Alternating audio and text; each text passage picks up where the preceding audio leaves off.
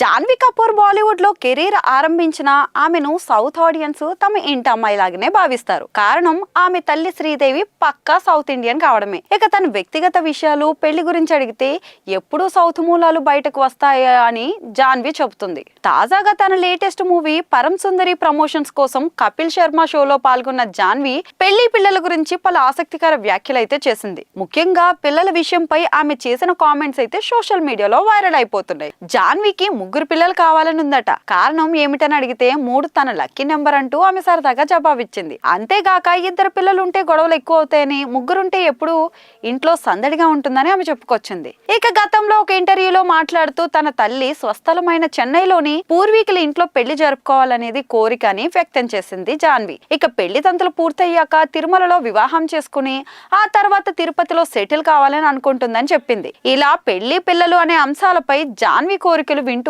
అభిమానులు ఎంజాయ్ చేస్తున్నారు.